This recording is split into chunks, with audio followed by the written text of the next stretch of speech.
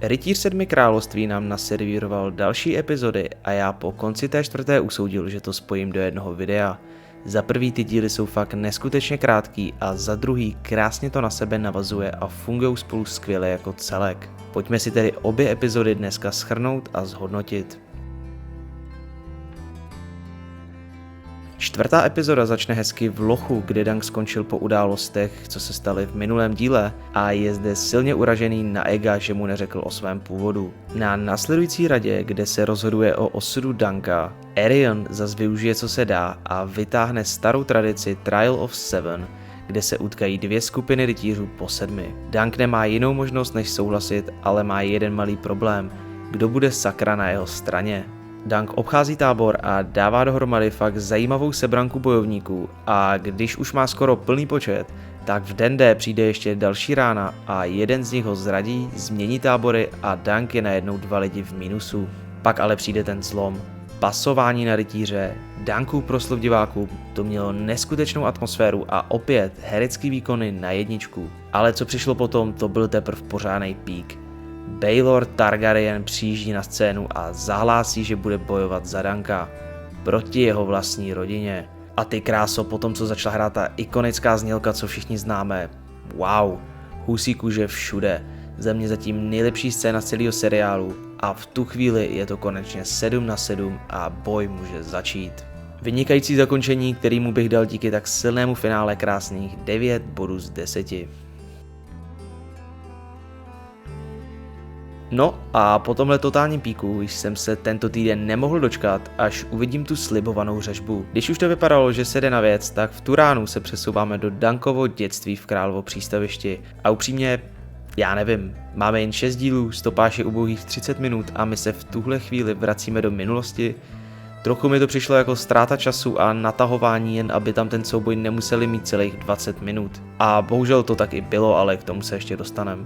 Jasně, bylo super se vrátit do Králova přístaviště, vidět znovu Dunkovo mentora Sera Arlana, ale prostě celý 4 předchozí epizody směří k tomu velkému boji a když už to vypadá, že ho máme konečně na talíři, tak se tvůrci rozhodnou, že si na něj ještě chvilku počkáme. Dobrý, tak to alespoň bude stát za to, no. Ale já vám zas nevím, z celého tohohle finálního boje mám strašně smíšený pocity. Na jednu stranu bych řekl, že se jedná o jeden z nejvíc realistických soubojů, co jsme kdy mohli kdekoliv vlastně vidět. Prostě totální vyčerpanost obou bojovníků a totální mela z posledního. Musím i říct, že jako neznalec předlohy jsem byl i lehce překvapen, že Dunk není tak úplně šikovný boj, jak jsem si myslel. Ale samozřejmě nervozita a taky těch x podných ran, co dostal během boje, asi udělají svoje. I tak musím říct, že tohle byla bojová sekvence na 1. Problém ale u mě nastává v tom, že tohle neměla být bitka jen Dunk versus Arion, 1v1 souboj, ale měla to být ultimátní řežba mezi 14 největšími rytíři v celém západozemí. Kam se ostatní poděli? Jasně, v pozadí tam slyšíme nějaký hekání a řvaní, ale proč je to sakra v pozadí? Proč z toho zbytku udělali kompars? Já nevím, je to seriál ze světa Game of Thrones, nejsou zde žádný draci, ani známý hollywoodský tváře, dokonce jen 6 epizod po 30 minutách. A vy mi chcete i tak tvrdit, že na tohle nezbyl rozpočet? A nebo to prostě chtěli tvůrci zachovat jen v tomto komornějším stylu 1v1, ať je souboj více autentický? Já fakt nevím, ale tohle mohlo být tak velkolepý. Sakra, vždyť to mohla být, já nevím, druhá bitva bastardů a místo toho to bylo jen super. Říkám samozřejmě jen, jo, což je samozřejmě taky dobrý, taky to mohlo dopadnout tragicky, ale co si budeme, jo, potenciál byl fakt kurevsky velký.